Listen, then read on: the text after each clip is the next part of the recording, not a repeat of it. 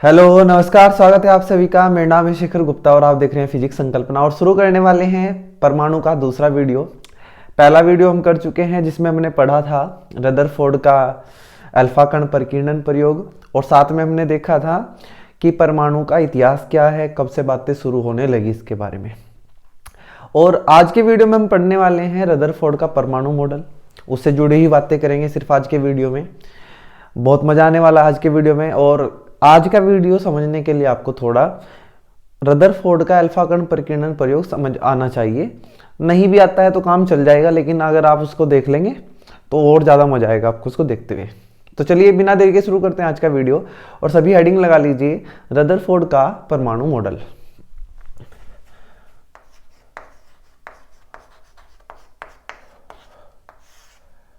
Rutherford का परमाणु model. बच्चों, जैसे कि हमने पिछले वीडियो में देखा कि परमाणु का सबसे पहला मॉडल दिया हमारा जे टॉमसन ने 1898 में।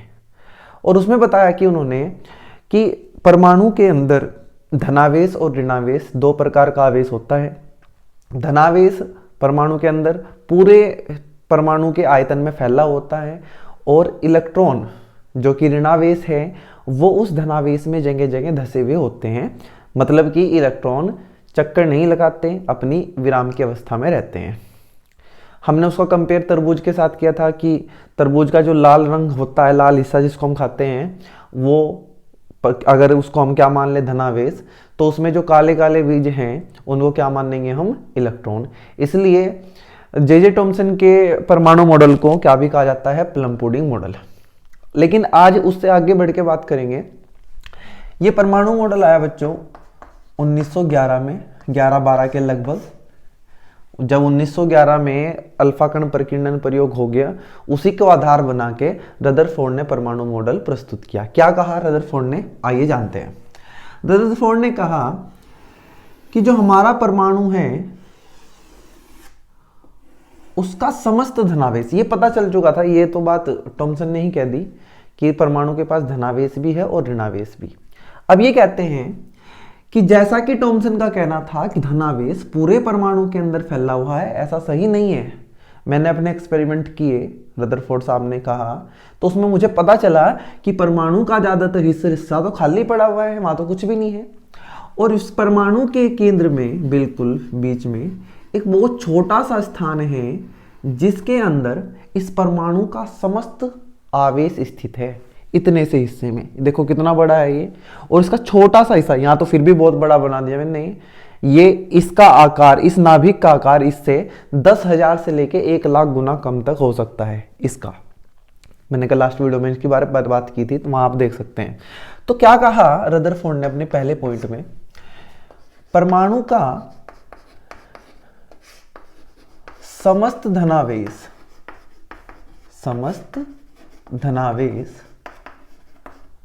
एवं, देखो मैंने धनावेश की बात की, इन्होंने एक और बात की साथ में, एवं लगभग समस्त द्रव्यमान किसका, परमाणु का। किनको छोड़ के, इलेक्ट्रॉनों को। इसको समझेंगे, टेंशन मत लो कि क्या लिख दिया, अभी इसको समझेंगे हम। परमाणु का समस्त धनावेश एवं लगभग समस्त द्रव्यमान किसको छोड़ के, इलेक्ट्रॉनों के द्रव्यमान को छोड़कर, इलेक्ट्रॉनों के द्रव्यमान को छोड़कर नाभिक के केंद्र में, नाभिक के केंद्र में एक अत्यंत सूक्ष्म स्थान में, अत्यंत सूक्ष्म स्थान में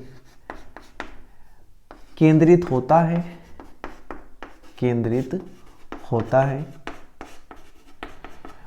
जिसे परमाणु का नाभिक कहते हैं, जिसे परमाणु का नाभिक कहते हैं। ये है पहली बात, समझें इसको, आराम से समझते हैं। रदरफोर्ड ने कहा कि आप जो ये बात कह रहे थे टॉमसन साहब कि परमाणु के अंदर ऋणावेश भी है और धनावेश भी, और धनावेश सारे में फैला हुआ है परमाणु के अंदर, ये बिल्कुल गलत है।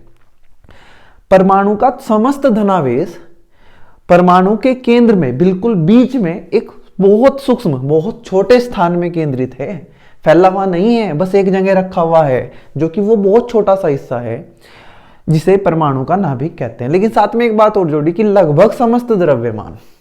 अब बच्चों, परमाणु का द्रव्यमान होगा किसके कारण? जो परमाणु के अंदर है। परमाणु के अंदर कौन है? नाभिक और इलेक्ट्रॉन। नाभिक के अंदर है प्रोटॉन और न्यूट्रॉन, आपको पता है। तो परमाणु का द्रव्यमान होगा किसके कारण? इलेक्ट्रॉन, प्रोटॉन और न्यूट्रॉन के।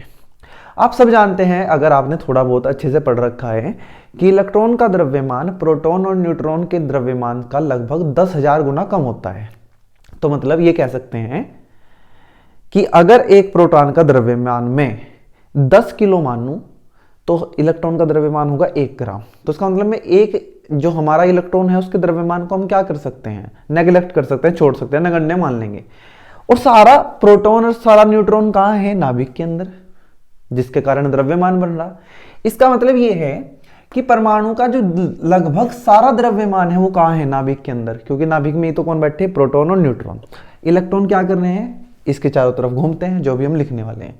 और इलेक्ट्रॉनों का द्रव्यमान क्या है? लगभग नगण्य, लेकिन फिर भी हमने लिखा इलेक्ट्रॉन के द्रव्यमान को छोड़ के। तो हमें एक बात पता चली कि जो परमाणु के पास धनावेश होता है वो भी नाभिक में है, और उसका लगभग सारा का सारा द्रव्यमान भी कहाँ है? नाभिक में। किसको छोड़ के? इलेक्ट्रॉन को, क्योंकि इलेक्ट्रॉन तो चारों तरफ घूम रहे हैं। ये था भाई पहला पॉइंट। दूसरा पॉइंट बात करते हैं रदरफोर्ड के परमाणु मॉडल का। रदरफोर्ड ने कहा कि टॉमसन ने ये कहा अपने परमाणु मॉडल में कि जो इलेक्ट्रॉन है, जैसे ही मैं कह दूं ये तरबूज है और ये तरबूज का लाल हिस्सा, ये लाल हिस्सा क्या है? धनावेश। टॉमसन ने कहा कि इस लाल हिस्से में जैसे तरबूज के बीज धसे होते हैं, ऐसे कौन धसे हुए हैं? इलेक्ट्रॉन। रदरफोर्ड ने कहा बिल्कुल गलत, ऐसा नहीं है। इलेक्ट्रॉन तो इस नाभिक के चारों ओर अलग अलग कक्षाओं में चक्कर लगा रहे हैं। क्या कर रहे हैं? अलग अलग कक्षाओं में चक्कर लगा रहे हैं। इलेक्ट्रॉन धसे हुए नहीं है भैया, इलेक्ट्रॉन तो अलग अलग कक्षाओं में नाभिक के चारों ओर क्या कर रहे हैं? चक्कर लगा रहे हैं। यही दूसरा पॉइंट है। परमाणु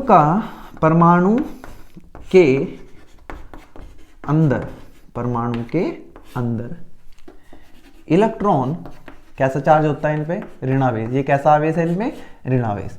अंदर इलेक्ट्रॉन नाभिक के चारों ओर विभिन्न वृत्ताकार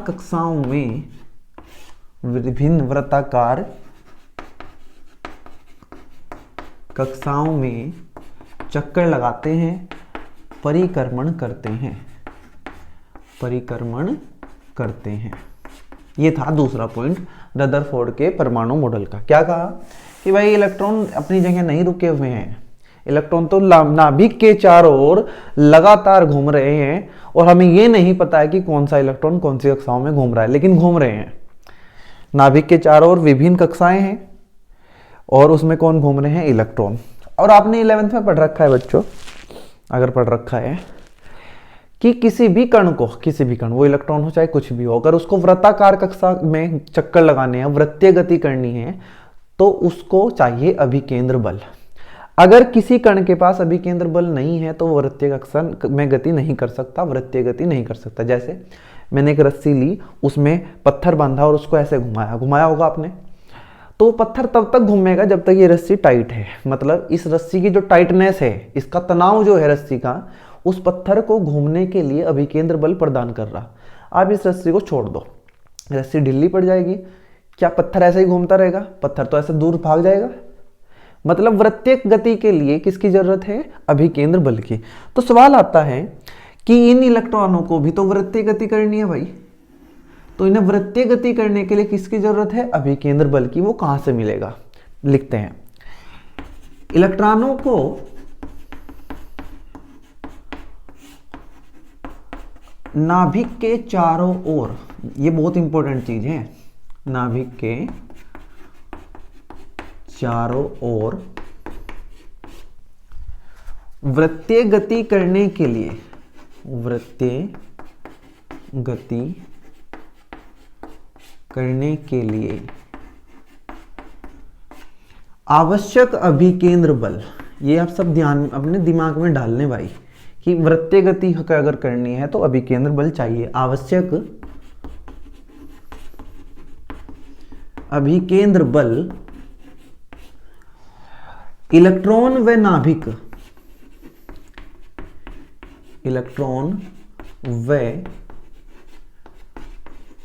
नाभिक के बीच कार्यरत वैद्युत बल से प्राप्त होता है, वैद्युत बल से प्राप्त होता है। बताओ समझ आया क्या? हमने कहा यार इस नाभिक पे कैसा चार्ज है प्लस, और इस इलेक्ट्रॉन पे कैसा चार्ज है माइनस। तो प्लस आवेश तो माइनस आवेश को क्या करता है? आकर्षित। प्लस प्लस प्रतिकर्षित करते हैं, प्लस माइनस आकर्षित करते हैं। मतलब नाभिक इस इलेक्ट्रॉन को अपनी ओर खींच रहा हुआ, किससे? वैद्युत बल से। कूलाम का नियम हमने पढ़ रखा, K Q1 Q2 bye R square. तो ये जो इनके बीच वैद्युत बल लग रहा है, यही वैद्युत बल इलेक्ट्रॉन को क्या प्रदान करेगा? अभिकेंद्र बल। जैसे वो रस्सी का तनाव पत्थर को घूमने के लिए क्या प्रदान कर रहा था? अभिकेंद्र बल। ऐसे ही इन दोनों के बीच कार्यरत वैद्युत बल इस इलेक्ट्रॉन को घूमने के लिए अभिकेंद्र बल प्रदान करेगा। ये जो अभिकेंद्र बल होता है ना बच्चों, ये कोई नया बल नहीं है, ये कहीं वहीं पहले से कोई बल होगा और वही क्या बन जाएगा? अभिकेंद्र बल। जैसे यहाँ वैद्युत बल क्या बन गया? अभिकेंद्र बल। साइकिल चलाते हुए आप जब गोल गोल चक्कर लगाते हो, वृत्तीय गति करते हो, तो साइकिल के पहियों और सड़क के बीच जो कार्यरत घर्षण बल होता है वो आपको क्या प्रदान करता है? अभिकेंद्र बल।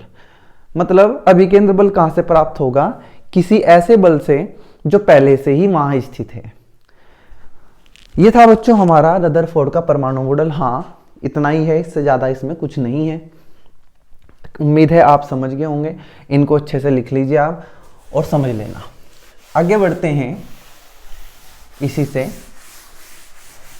आपके एनसीईआरटी में एक छोटा सा टॉपिक दिया हुआ है,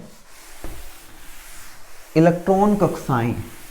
ज़्यादा इंपॉर्टेंट नहीं है, लेकिन मैं बता के चलता हूं क्योंकि आपको पढ़ना तो है ही सारा। क्या नाम है टॉपिक का? इलेक्ट्रॉन कक्षाएं। इसको हटा देता हूं और हेडिंग लगाते हैं इलेक्ट्रॉन कक्षाएं। क्या होते हैं इलेक्ट्रॉन कक्षाएं?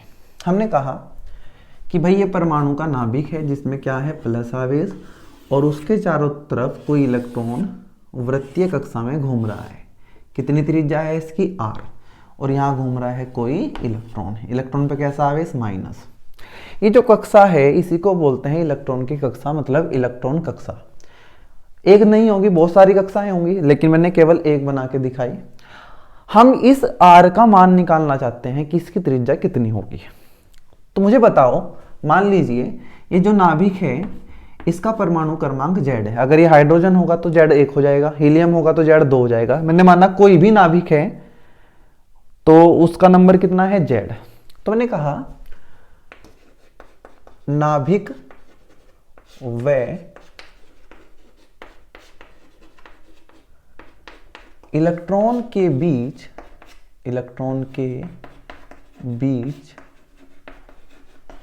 कार्यरत वैद्युत बल।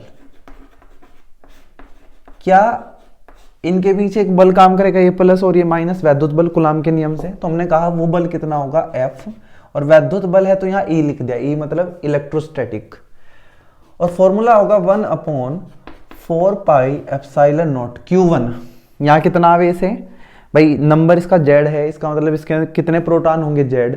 एक प्रोटॉन पे आवेश होता है E, 2 पे होगा 2E, 3 पे होगा 3E, और Z पे कितना होगा? ZE। Z को तो जानते हैं ना, Z का मतलब है नाभिक में प्रोटॉनों की संख्या। जितना परमाणु क्रमांक होता है उतने ही प्रोटॉन होते हैं। जैसे जेड, हाइड्रोजन का जेड 1 है तो हाइड्रोजन के नाभिक में 1 प्रोटॉन है। हीलियम का जेड 2 है, उसके नाभिक में 2 प्रोटॉन है। इसका परमाणु क्रमांक जेड है तो यहाँ कितने प्रोटॉन होंगे, जेड। और 1 प्रोटॉन पे कितना आवेश होता है, ई। तो नाभिक के पास कितना आवेश है, जेड ई। और इलेक्ट्रॉन के पास कितना है, ई। माइनस ई नहीं लिखेंगे, ध्यान रखेंगे। और ये है आर का स्क्वायर दूरी का। माइनस क्यों नहीं लिखेंगे, क्योंकि ये बल एक सदिश राशि है। और माइनस बताने किसके लिए यूज करेंगे हम, दिशा बताने के लिए, जो हमें पता है हमें दिशा की जरूरत नहीं है। तो हमने कहा ठीक है माइनस हटा देते हैं।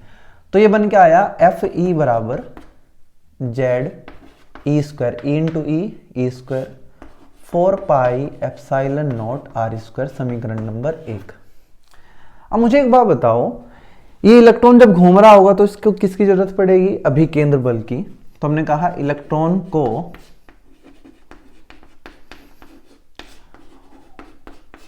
वृत्तीय गति करने के लिए, वृत्तीय गति करने के लिए आवश्यक अभिकेंद्र बल, आवश्यक अभिकेंद्र बल। क्या फॉर्मूला होता है अभिकेंद्र बल का, अभिकेंद्र बल बच्चों, अभिकेंद्र बल को इंग्लिश में बोलते हैं सेंट्रीपिटल फोर्स। तो यहाँ लिखूंगा एफ सी, सी का मतलब सेंट्रीपिटल। और फॉर्मूला होता है एम वी स्क्वायर बटे आर, जहां एम क्या है, उस कण का द्रव्यमान जो वृत्ताकार कक्षा में गति कर रहा है, मतलब इलेक्ट्रॉन का द्रव्यमान। वी उसकी चाल, वो कितनी चाल से गति कर रहा है, वी से। और आर है त्रिज्या। तो इतना हमें चाहिए अभिकेंद्र बल, अगर क्या कराना है इलेक्ट्रॉन को, वृत्तीय गति। और ये मिलेगा कहां से, इस वैद्युत बल से। मतलब ये M V square by R किसके बराबर होगा, जेड ई स्क्वायर बटे 4 pi epsilon naught R square. इस आर से एक पावर गई, इस आर को यहां ले आया मैं, तो यहां से आर का मान कितना आ गया, जेड ई स्क्वायर बटे 4 पाई एप्सिलॉन नॉट, और एम वी स्क्वायर को उठा के यहां लिखता गया, ये आ गया हमारा आर का मान। आर बराबर जेड ई स्क्वायर बटे 4 pi epsilon naught M V square. एक तरीके से और लिख सकते हैं इसे, अगर मैं इसको लिखना का तरीका बताऊं दूसरा, वैसे तो ये काफी है। आप क्या करो, जेड ई स्क्वायर यहां 2 से गुणा, 2 से भाग कर दो, 2 गुणा करने पे हो जाएगा 8 पाई एप्सिलॉन नॉट, और जो 2 से भाग करोगे वो होगा 1/2 एम वी स्क्वायर। और ये आपको पता है कि ये गतिज ऊर्जा का सूत्र होता है 1/2 एम वी स्क्वायर। तो आर को मैं लिख सकता हूं जेड ई स्क्वायर बटे 8 पाई एप्सिलॉन नॉट, ये क्या है हमारी गतिज ऊर्जा के। आर को मैं ऐसे भी लिख सकता हूं। उम्मीद है आपको समझ आ गया होगा। ये थी हमारी इलेक्ट्रॉन कक्षाओं की त्रिज्या। अब देखो यहां ये हम जेड के रखेंगे कि जो भी हम लेंगे कि उसमें गतिज ऊर्जा रखनी पड़ेगी, तो हम आर का मान निकाल सकते हैं। अब कई बार हमसे, मतलब ये इंपॉर्टेंट नहीं है लेकिन मैं फिर भी बता रहा हूं क्योंकि इसे आगे आपको यूज करना पड़ेगा। कई बार पूछ लेते हैं बताओ इस कक्षा में इलेक्ट्रॉन की कुल ऊर्जा कितनी है। इलेक्ट्रॉन कक्षा में इलेक्ट्रॉन की ऊर्जा, अच्छा इलेक्ट्रॉन के पास ऊर्जा कितनी होगी बच्चों, 2 प्रकार की। एक होगी गतिज ऊर्जा क्योंकि वो गति कर रहा है, तो हमने कहा बताओ इलेक्ट्रॉन की गतिज ऊर्जा। इलेक्ट्रॉन की गतिज ऊर्जा क्या होता है फॉर्मूला, के बराबर 1/2 एम वी स्क्वायर। हमने कहा दूसरी ऊर्जा कौन सी होगी, आपने कहा भाई एक ऊर्जा होगी स्थितिज ऊर्जा, वैद्युत स्थितिज ऊर्जा। और आपने दूसरे चैप्टर में वैद्युत स्थितिज ऊर्जा का फॉर्मूला पढ़ा था, U बराबर -1/4 पाई एप्सिलॉन नॉट Q1 है। Q1 कितना आवेश है यहाँ, ZE, और यहाँ कितना है E। अच्छा देखो यहाँ माइनस यहाँ लगा के मैं यहाँ लगा रहा हूँ, और बटे R, इनके बीच की दूरी कितनी है R।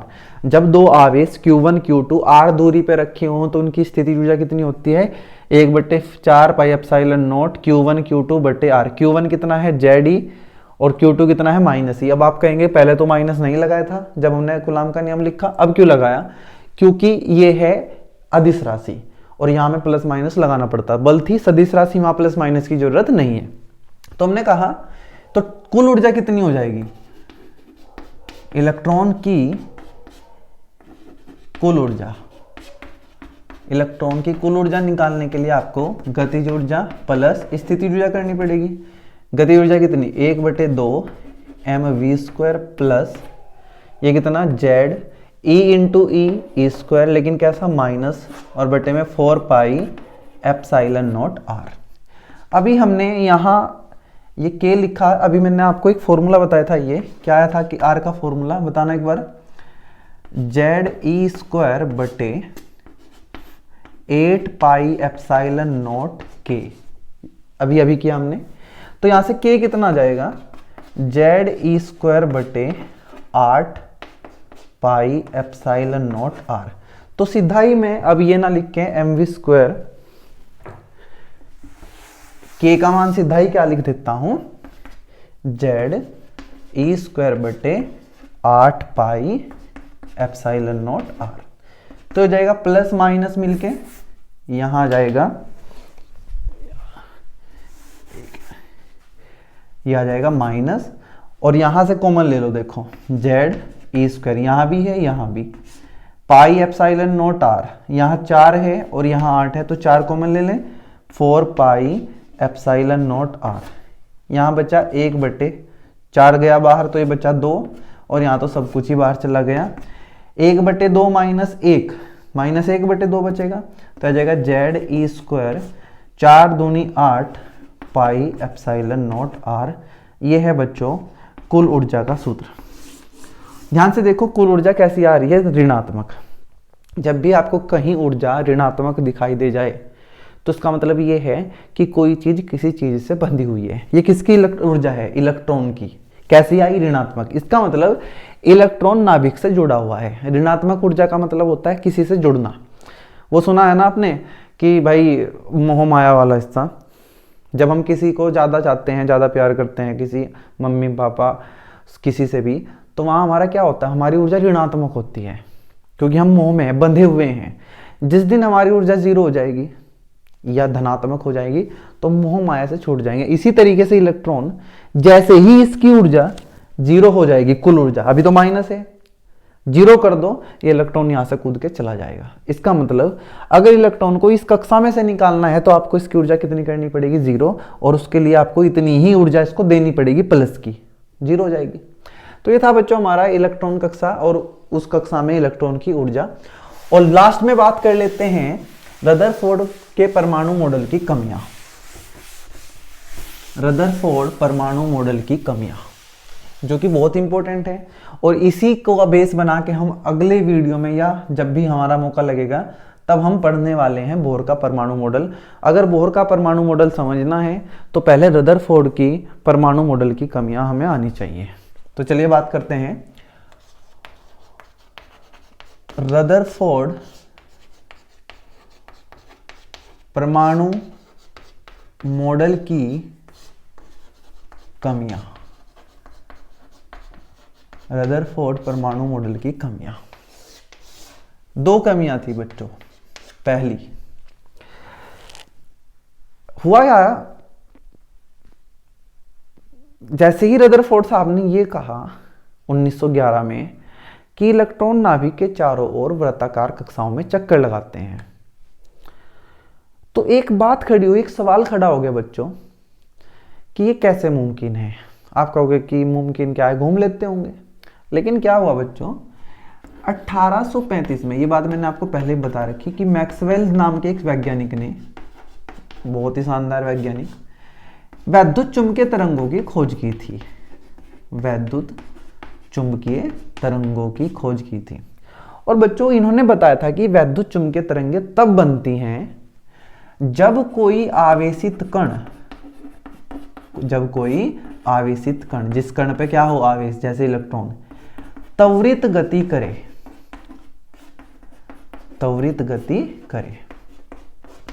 अगर कोई आवेशित कण त्वरित गति करे तो क्या उत्पन्न होती है, वैद्युत चुंबकीय तरंगें। और बच्चों जब वैद्युत चुंबकीय तरंगें उत्पन्न होती हैं तो ये अपने साथ किसको लेके चलती हैं, ऊर्जा को। ये ध्यान रखना, आपको इसको नोट कर लेना शॉर्ट में बहुत, क्योंकि रदरफोर्ड की कमियां आपको समझ नहीं आएंगे तो बोहर मॉडल नहीं समझ आएगा।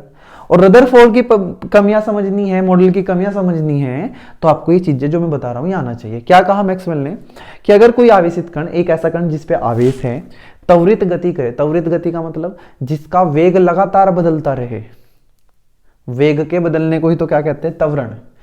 तो अगर कोई आवेशित कण त्वरित गति करता है तो वैद्युत चुंबकीय तरंगें बनती हैं और वे अपने साथ लेके चलती हैं ऊर्जा को। अब लोगों ने क्या सवाल खड़े किए रदरफोर्ड के मॉडल पर, वो सुनो।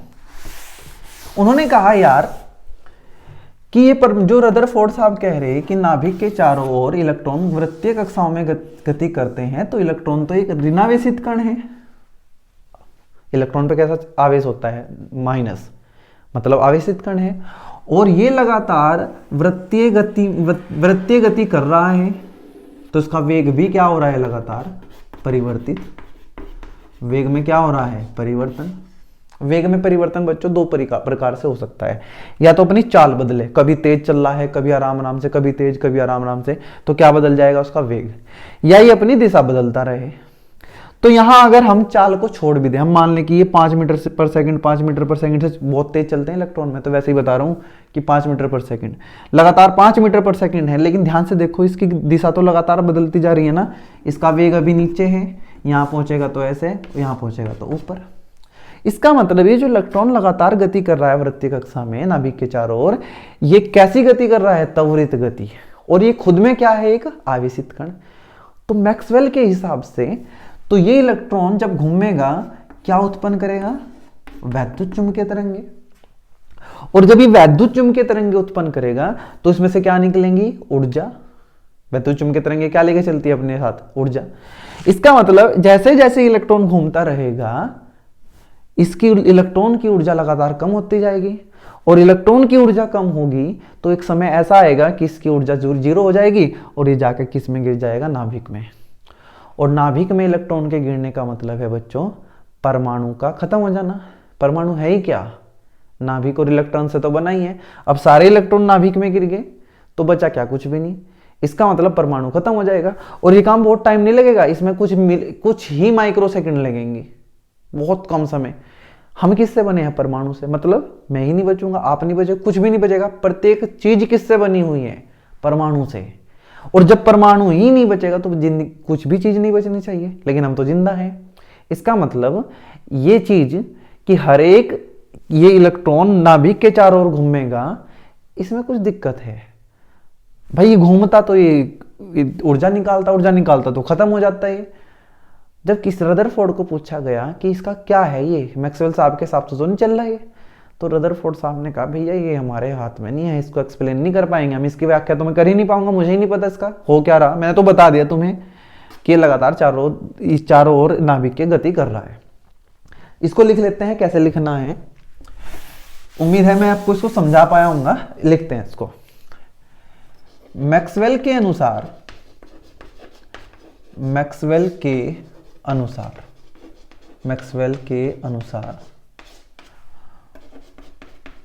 प्रत्येक आवेशित कण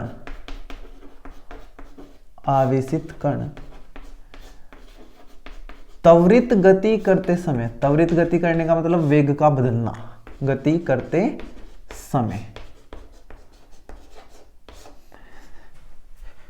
वैद्युत चुंबकीय तरंगों के रूप में, वैद्युत चुंबकीय तरंगों के रूप में क्या निकालता अपने अंदर से, ऊर्जा में, ऊर्जा का ह्रास करता है। ह्रास मतलब नुकसान, अपने अंदर से ऊर्जा निकालता है, ऊर्जा का ह्रास करता है। अतः नाभिक के चारों ओर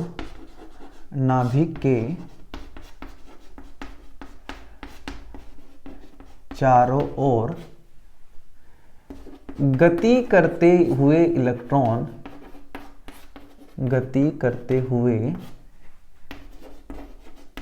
इलेक्ट्रॉन लगातार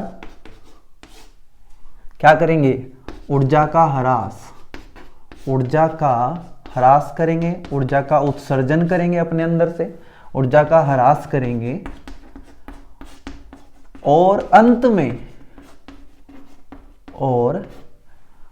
में नाभिक में जा गिरेंगे, नाभिक में जा गिरेंगे। इससे क्या होगा, जिससे नाभिक का स्थायित्व, नाभिक का स्थायित्व समाप्त हो जाएगा, समाप्त हो जाएगा। और क्या ये बात सच है? नहीं, हम तो जिंदा है भाई, हम जिंदा है मतलब परमाणु जिंदा है, परमाणु खत्म हो जाते हैं तो हम ही कौन जी पाते भाई। जब रदरफोर्ड साहब को कहा गया कि बताओ इसके बारे में कुछ कि ये क्या हो रहा है, तो रदरफोर्ड साहब इसकी व्याख्या नहीं कर पाए, इसका आंसर नहीं दे पाए कि कैसे मैंने जो बताया है उसमें ऊर्जा का ह्रास नहीं होगा, क्योंकि ऊर्जा का ह्रास नहीं हो रहा है तभी तो इलेक्ट्रॉन लगातार घूम रहा, अगर ऊर्जा का ह्रास होता तो इलेक्ट्रॉन गिर जाता नाभिक में। तो बच्चों ये थी पहली कमी रदरफोर्ड के परमाणु मॉडल की, जो कौन सही करेंगे? बोहर में बताएंगे क्यों नहीं गिरता ये लास्ट में अभी इसमें जाके नाभिक में। तो ये था। बात करते हैं दूसरी, और ये लास्ट है। दूसरी कमी क्या है रदरफोर्ड के परमाणु मॉडल की? दूसरी कमी है बच्चों कि रदरफोर्ड ने ये तो कह दिया कि नाभिक के चारों ओर इलेक्ट्रॉन वृत्तीय कक्षाओं में घूमते हैं, लेकिन ये नहीं बताया कि कहाँ घूमते हैं, कौन सी कक्षा में घूमते हैं। क्या एक इलेक्ट्रॉन हर जगह घूम सकता है या किसी एक निश्चित कक्षा में घूमा इलेक्ट्रॉन? रदरफोर्ड ने ऐसी कोई बात ही नहीं की, उन्होंने कहा बस इलेक्ट्रॉन वृत्तीय कक्षाओं में घूमते हैं। और बच्चों अभी मैंने आपको बताया कि किसी कक्षा में घूमते हुए इलेक्ट्रॉन की कुछ ऊर्जा होती है, अभी तो किया ना हमने, किसी कक्षा में इलेक्ट्रॉन की ऊर्जा निकाली थी, कुल ऊर्जा, गति ऊर्जा प्लस स्थिति ऊर्जा। किसी कक्षा में घूमते हुए एक इलेक्ट्रॉन की ऊर्जा होती है अपनी, वो वहां घूम रहा है तो उसकी अपनी एक ऊर्जा है। ऊर्जा होने का मतलब ऊर्जा किसके रूप में है? तरंग, वैद्युत चुंबकीय तरंगों के रूप में, और उनकी क्या होगी? तरंग दैर्ध्य है। तो अगर ये मान लिया जाए कि इलेक्ट्रॉन नाभिक के चारों ओर कहीं भी घूम सकते हैं जैसा कि रदरफोर्ड ने कहा, तो इसका मतलब इलेक्ट्रॉन के पास हर प्रकार की ऊर्जा होनी चाहिए।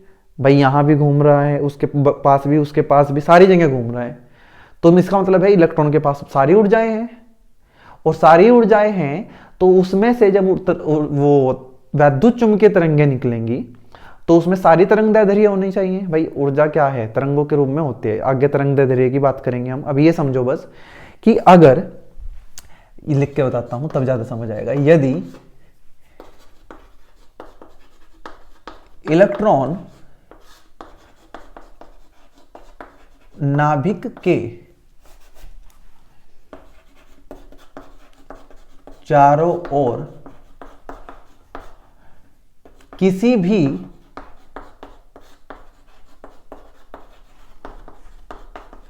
वृत्तीय कक्षा में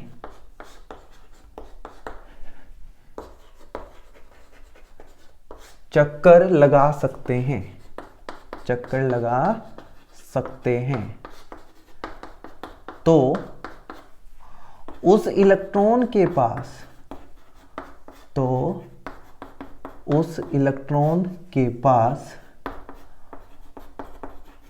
प्रत्येक ऊर्जा होगी। अब समझो क्या बता रहा हूं कि भाई ये नाभिक है, अगर कोई इलेक्ट्रॉन यहां घूम रहा है ना तो इसकी ऊर्जा निश्चित है, मान लीजिए ये 1 है। कोई यहां घूम रहा है तो उसकी ऊर्जा 2 है, यहां घूम रहा है तो उसकी ऊर्जा 3। समझाने के लिए बता रहा हूं, जरूरी नहीं कि 1 2 3 होती है। यहां घूम रहा है तो 1 और 2 के बीच में मतलब 1.5 होगी। इसका तो मतलब ये है कि इलेक्ट्रॉन कहीं भी घूम सकता है तो उसके पास एक ऊर्जा भी होगी, 1.1 भी होगी, 1.2 भी होगी, और 1.1 और 1.2 के बीच भी सारी ऊर्जाएं होंगी। इलेक्ट्रॉन के पास सभी प्रकार की ऊर्जा होगी। अतः उसमें से किसमें से? इलेक्ट्रॉन में से, उसमें से निकलने वाली वैद्युत चुंबकीय तरंगों में अभी तो बताया कि वैद्युत चुम्बकीय तरंगें निकलती हैं। वैद्युत चुम्बकीय तरंगों में प्रत्येक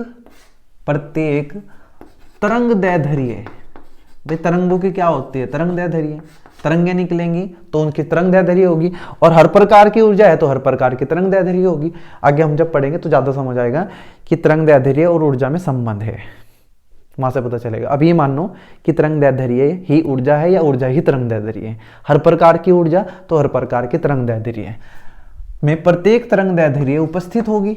जो तरंगें निकलेंगी उसमें हर प्रकार की क्या होगी, तरंग दैर्ध्य उपस्थित होगी। अर्थात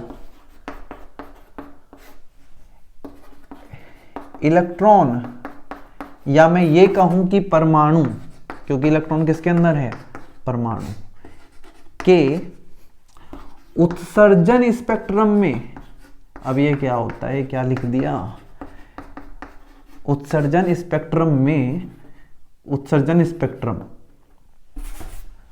एक मिनट, अर्थात इलेक्ट्रॉन परमाणु का उत्सर्जन स्पेक्ट्रम कैसा होगा, सतत होगा। अब समझो इसको, इसने कहा कि जब भाई इलेक्ट्रॉन नाभिक के चारों तरफ कहीं भी घूम सकता है तो उसके पास हर प्रकार की ऊर्जा होगी। हर प्रकार की ऊर्जा होने का मतलब जब उसमें से तरंगें निकलेंगी तो उसमें हर प्रकार की तरंग दैर्ध्य होगी। और बच्चों एक ऐसा, अगर आपने एक पर्दा लगा दिया और पर्दे पे आपने प्रकाश डाला तो पर्दे पे आपने देखा कि यार इसमें अलग अलग रंग का प्रकाश है, लाल, नीला, हरा। आपने प्रिज्म वाला बात सुनी होगी, 7 रंगों में बट जाता है। तो ये चीज मिल ली ना, इसको बोलते हैं स्पेक्ट्रम। ये अलग अलग रंगों का मिलना क्या होता है, स्पेक्ट्रम। अभी आपने सिर्फ स्पेक्ट्रम रंगों का देखा है, उसके अलावा कुछ स्पेक्ट्रम ऐसे हैं जो हमें दिखाई नहीं देते। तो सारी तरंग दैर्ध्य जब मिल जाते हैं उनको क्या मिलते हैं, बोलते हैं स्पेक्ट्रम। और एक ऐसा स्पेक्ट्रम जिसमें हर तरंग दैर्ध्य हो, 1000, 1001, 1002, 1003, 1004 सारी तरंग दैर्ध्य हैं, उसको हम बोलते हैं सतत। सतत मतलब कॉन्टिन्यूअस, कि कोई भी मिस नहीं है। 1000 के बाद 1000.1 भी है, 1000.2 भी है। ऐसे स्पेक्ट्रम को बोलते हैं सतत। मतलब रदरफोर्ड के हिसाब से तो इस परमाणु से जो स्पेक्ट्रम निकलेगा, तरंग दैर्ध्य निकलेंगी, में कैसी होनी चाहिए, सतत। किसके हिसाब से, रदरफोर्ड के, क्योंकि इलेक्ट्रॉन कहीं भी घूम सकता है। लेकिन बच्चों जब सच में देखा गया तो ये देखा गया कि हाइड्रोजन का जो स्पेक्ट्रम है, उत्सर्जन स्पेक्ट्रम, स्पेक्ट्रम 2 प्रकार के होते हैं, वो पढ़ेंगे हम बोहर के मॉडल में। अवशोषण जो हम वो परमाणु ले लेता है, उत्सर्जन जो परमाणु निकालता है। तो सच में देखा गया कि हाइड्रोजन का जो उत्सर्जन स्पेक्ट्रम है वो सतत नहीं है। उसमें से कुछ तरंग दैर्ध्य क्या है, गायब है। 1000 है, 1000 के बाद 1050 है, 1050 के बाद 1100 है, 1100 के बाद 1110 है। मतलब बीच बीच में से तरंग दैर्ध्य क्या है, गायब। और तरंग दैर्ध्य गायब होने का मतलब वो कैसा नहीं है, सतत नहीं है, उसे बोलते हैं विविक्त। क्या बोलते हैं, विविक्त। परंतु वास्तव में जब क्या किए गए प्रयोग, वास्तव में हाइड्रोजन का उत्सर्जन स्पेक्ट्रम, अगर आपको ये अभी समझ नहीं आ रहा है ना उत्सर्जन स्पेक्ट्रम क्या होता है, अभी सिर्फ ये समझो कि जब आप पर्दे पे तरंग दैर्ध्य देख रहे हैं तो जो तरंग दैर्ध्यों का गुच्छा है, समूह है, उसको बोलते हैं स्पेक्ट्रम। उत्सर्जन मतलब जो निकल के गया। उत्सर्जन स्पेक्ट्रम कैसा होता है, विविक्त। अब विविक्त समझ गए होंगे आप कि इसमें तरंग दैर्ध्य गायब है, सारी तरंग दैर्ध्य नहीं है। सारी तरंग दैर्ध्य है तो सतत, कुछ तरंग दैर्ध्य है और कुछ नहीं है तो विविक्त।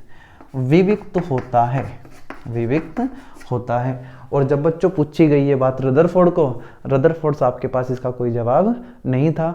और इसका जवाब 1 साल बाद ही 1912 में कौन देने वाले हैं, बोहर साहब। किसमें, अपने परमाणु मॉडल में, जो हम पढ़ेंगे शायद एक वीडियो के बाद। अभी बीच में थोड़ा सा इसके बारे में हम बात करने वाले नेक्स्ट वीडियो में। करना तो मैं इसी में चाहता था, लेकिन फिर बहुत ज़्यादा लंबी हो जाएगा।